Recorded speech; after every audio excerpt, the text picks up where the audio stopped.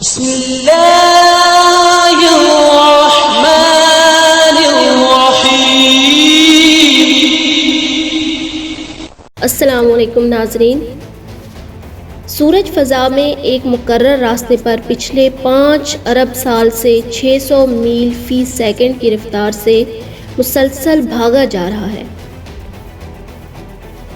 اس کے ساتھ ساتھ اس کا خاندان، 9 سیارے، 27 چاند اور لاکھوں میٹرائٹ کا قافلہ اسی رفتار سے جاری ہے۔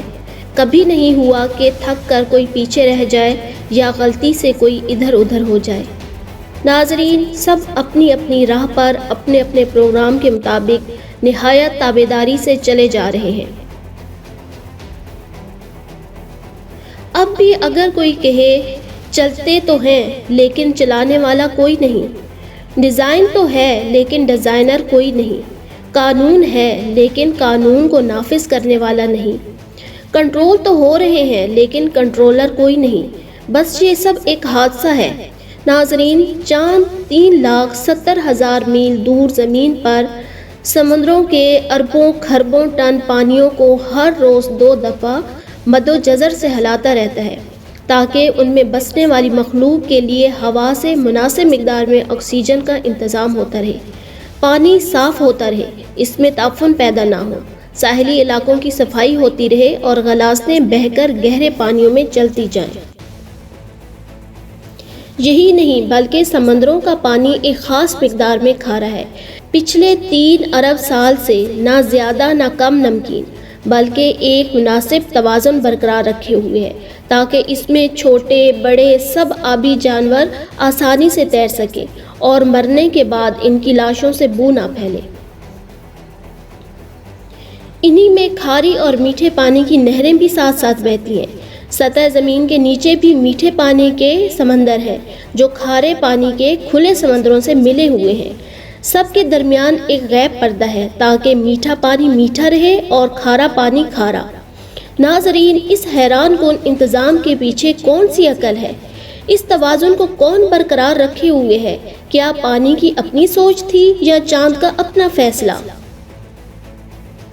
اگر ہم دیکھتے ہیں کہ 1450 سال پہلے جب جدید سائنس کا کوئی وجود نہیں تھا، عرب کے صحرا زدہ ملک میں جہاں کوئی سکول اور کالج نہیں تھا، ایک آدمی اٹھ کے سورج اور چاند کے بارے میں کہتا ہے یہ سب ایک حساب کے پابند ہیں۔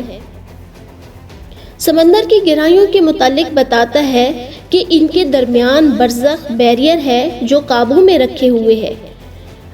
جب ستاروں کو اپنی جگہ لٹکے ہوئے چاند کہا جاتا تھا، وہ کہتا تھا یعنی سب کے سب اپنے مدار پر تیر رہے ہیں،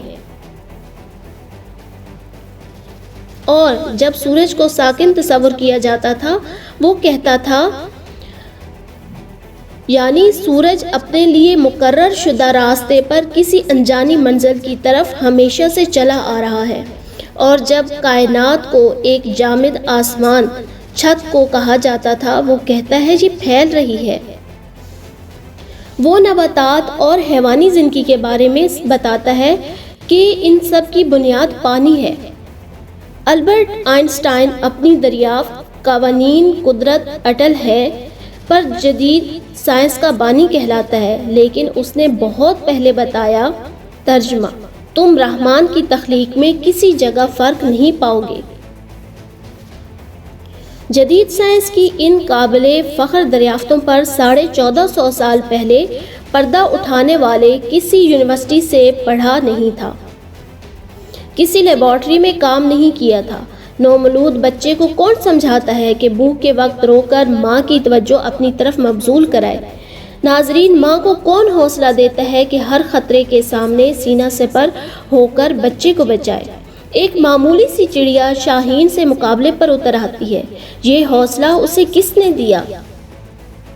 اسی طرح مرغی کے بچے انڈے سے نکلتے ہی چلنے لگتے ہیں، حیوانات کے بچے بغیر سکھائے ماؤں کی طرف دودھ کے لیے لپکتے ہیں۔ ناظرین، انہیں یہ سب کچھ کون سکھاتا ہے؟ جانوروں کے دلوں میں کون محبت ڈال دیتا ہے کہ اپنی چونچوں میں خوراک لا کر اپنے بچوں کے منہوں میں ڈالے؟ یہ آداب زندگی انہوں نے کہاں سے سیکھے؟ شہد کی مکھی کو دیکھتے ہیں کہ دور دراز باغوں میں ایک ایک پھول سے رس چوس چوس کر انتہائی ایمانداری سے لا کر چھتے میں جمع کرتی جاتی ہے۔ ان میں سے ایک ماہر سائنسدان کی طرح جانتی ہے کہ کچھ پھول زہریلے ہیں، ان کے پاس نہیں جاتی۔ ایک قابل انجینئر کی طرح شہد اور موم کو علیحدہ علیحدہ کرنے کا فن بھی جانتی ہے۔ جب گرمی ہوتی ہے تو شہد کو پگھل کر بہہ جانے سے بچانے کے لیے اپنے پروں کی حرکت سے پنکھا چلا کر ٹھنڈا بھی کرتی ہیں۔ موم سے ایسا گھر بناتی ہیں جسے دیکھ کر بڑے سے بڑے آرکیٹیکٹ بھی حیران زدہ ہیں۔ ناظرین، لاکھوں کی تعداد میں ایسے منظم طریقے سے کام کرتی ہیں کہ مثال نہیں۔ ہر ایک میں ایسا راڈار نظام نصب ہے کہ وہ دور دور نکل جاتی ہیں لیکن اپنے گھر کا راستہ نہیں بھولتی۔ انہیں زندگی کے یہ طریقے کس نے سکھائے؟ انہیں یہ عقل آخر کس نے دی؟ مکڑا اپنے منہ کے لعاب سے شکار پکڑنے کے ایسے جال بناتا ہے کہ جدید ٹیکسٹائل انجینئرز بھی اس بناوٹ کا ایسا نفیس دھاگا بنانے سے قاصر ہیں۔ گھریلو چیونٹیاں گرمیوں میں موسم سردہ کے لیے خوراک جمع کرتی ہیں، اپنے بچوں کے لیے گھر بناتی ہیں، ایک ایسی تنظیم سے رہتی ہیں جہاں مینجمنٹ کے تمام اصول حیران کن حد تک کار فرما ہیں۔ ٹھنڈے پانیوں میں رہنے والی مچھلیاں اپنے انڈے اپنے وطن سے ہزاروں میل دور گرم پانیوں میں دیتی ہیں، لیکن ان سے نکلنے والے بچے جوان ہو کر ماں کے وطن خود بخود پہنچ جاتے ہیں۔ نباتات کی زندگی کا سائیکل بھی کچھ حیران کن نہیں۔ جراثیم اور بیکٹیریا کیسے کروڑوں سال سے اپنی بقا کو قائم رکھے ہوئے ہیں۔ آخر ناظرین، زندگی کے گر انہیں کس نے سکھائے؟ سوشل مینجمنٹ کے یہ اصول انہیں کس نے سکھائے؟ کیا زمین اس قدر عقل مند ہے کہ اس نے بھی خود بخود لیل و نہار کا نظام قائم کر لیا، خود بخود ہی اپنے محور پر جھک گئی تاکہ سارا سال موسم بدلتے رہیں، کبھی بہار، کبھی گرمی، کبھی سردی اور کبھی خزاں، تاکہ اس پر بسنے والوں کو ہر طرح کی سبزیاں، پھل اور خوراک سارا سال ملتی رہیں۔ زمین نے اپنے اندر شمالاً جنوباً ایک طاقتور مقناطیسی نظام بھی خود بخود ہی قائم کر لیا تاکہ اس کے اثر کی وجہ سے بادلوں میں بجلیاں کڑکیں جو ہوا کی نائٹروجن کو نائٹرس آکسائڈ میں بدل کر بارش کے ذریعے زمین پر پودوں کے لیے قدرتی کھاد مہیا کریں۔ سمندروں پر چلنے والے بحری جہاز، آبدوز اور ہواؤں میں اڑنے والے طیارے اس مقناطیس کی مدد سے اپنا راستہ بنائیں۔ آسمانوں سے آنے والی مہلک شعاعیں اسی مقناطیسیت سے ٹکرا کر واپس پلٹ جائیں تاکہ زمینی مخلوق ان کی مہلک اثرات سے محفوظ رہے اور زندگی جاری رہے۔ اسی طرح کیا زمین، سورج، ہواؤں، پہاڑوں اور میدانوں نے مل کر سمندر کے ساتھ سمجھوتا کر رکھا ہے تاکہ سورج کی گرمی سے آبی بخارات اٹھیں، ہوائیں اربوں ٹن پانی کو اپنے دوش پر اٹھا کر پہاڑوں اور میدانوں تک لائیں، ستاروں سے آنے والی ریڈائی ذرے بادلوں میں موجود پانی کو اکٹھا کر کے قطروں کی شکل دیں اور پھر پانی میٹھا بن کر خشک میدانوں کو سیراب کرنے کے لیے برسے۔ جب سردیوں میں پانی کی کم ضرورت ہو تو یہ پہاڑوں پر برف کے ذخیرے کی صورت میں جمع ہو جاتا ہے۔ گرمیوں میں جب زیادہ پانی کی ضرورت ہوتی ہے تو یہ پگھل کر ندی، نالوں اور دریاؤں کی صورت میں میدانوں کو سیراب کرتے ہوئے واپس سمندر تک پہنچ جاتا ہے۔ ایک ایسا شاندار متوازن نظام جو سب کو سیراب کرتا ہے اور کچھ بھی ضائع نہیں ہوتا۔ کیا یہ بھی ستاروں، ہوا اور زمین کی اپنی باہمی سوچ تھی؟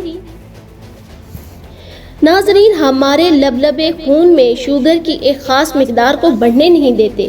دل کا پمپ ہر منٹ 70 یا 80 دفعہ منظم باقاعدہ حرکت سے خون پمپ کرتا رہتا ہے۔ ایک 75 سالہ زندگی میں بلا مرمت تقریباً 3 ارب بار دھڑکتا ہے۔ ہمارے گردے صفائی کی بے مثل اور عجیب فیکٹری ہیں جو جانتی ہیں کہ خون میں جسم کے لیے جو مفید ہے وہ رکھ لینا ہے اور فضلات کو باہر پھینک دینا ہے۔ معدہ حیران کن کیمیکل کمپلیکس ہے جو خوراک سے زندگی بخش اجزاء مثلاً پروٹین، کاربوہائیڈریٹس وغیرہ کو علیحدہ کر کے خون کے حوالے کر دیتا ہے اور فضلات کو باہر نکال دیتا ہے۔ انسانی جسم میں انجینئرنگ کی یہ شاہکار سائنس کے یہ بے مثل نمونے، چھوٹے سے پیٹ میں یہ لاجواب فیکٹریاں، کیا یہ سب کچھ یوں ہی بن گئے تھے؟ ناظرین، دماغ کو کس نے بنایا؟ مضبوط ہڈیوں کے خول میں بند، پانی میں یہ تیرتا ہوا عقل کا خزانہ، معلومات کا سٹور، احکامات کا سینٹر، انسان اور اس کے ماحول کے درمیان رابطے کا ذریعہ، ایک ایسا کمپیوٹر کہ انسان اس کی بناوٹ اور ڈیزائن کو ابھی تک سمجھ نہیں پایا۔ لاکھوں کوششوں کے باوجود انسان ہاتھ اور ذہن کا بنایا ہوا کوئی سپر کمپیوٹر بھی اس کے اشر اشیر تک نہیں پہنچ سکتا۔ ہر انسان کھربوں خلیات کا مجموعہ ہے، اتنے چھوٹے کہ خوردبین کی مدد کے بغیر نظر نہیں آتے، لیکن سب کے سب جانتے ہیں انہیں کیا کرنا ہے۔ یوں انسان کا ہر ایک خلیہ شعور رکھتا ہے اور اپنے وجود میں مکمل شخصیت ہے۔ ان جینز میں ہماری پوری پروگرامنگ لکھی ہے اور زندگی اس پروگرام کے مطابق خود بخود چلتی رہتی ہے۔ ہماری زندگی کا پورا ریکارڈ، ہماری شخصیت، ہماری عقل و دانش، غرض ہمارا سب کچھ پہلے ہی سے ان خلیات پر لکھا جا چکا ہے۔ ناظرین، یہ کس کی پروگرامنگ ہے؟ حیوانات ہوں یا نباتات، ان کے بیچ کے اندر ان کا پورا نقشہ بند ہے۔ یہ کس کی نقشہ بندی ہے؟ خوردبین سے بھی مشکل سے نظر آنے والا سیل ایک مضبوط، توانا، عقل و ہوش والا انسان بن جاتا ہے۔ یہ کس کی بناوٹ ہے؟ ناظرین، ہونٹ، زبان اور تالو کے اجزاء کو سینکڑوں انداز میں حرکت دینا کس نے سکھایا؟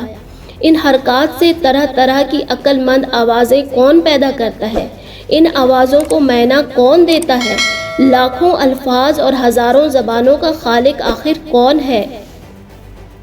اگر ہم ان تمام باتوں اور تمام چیزوں کی طرف نظر دوڑائیں تو ہماری نظر اور ہماری فکریں صرف اس بات پہ جا کے رک جاتی ہیں کہ لا الہ الا اللہ، کہ اللہ کے سوا کوئی معبود نہیں اور اس پوری کائنات کا خالق و مالک صرف اللہ تعالیٰ کی ذات ہے۔ اللہ تعالیٰ ہمارے ایمان کو مضبوط فرمائے۔ ویڈیو دیکھنے کے لیے بہت بہت شکریہ۔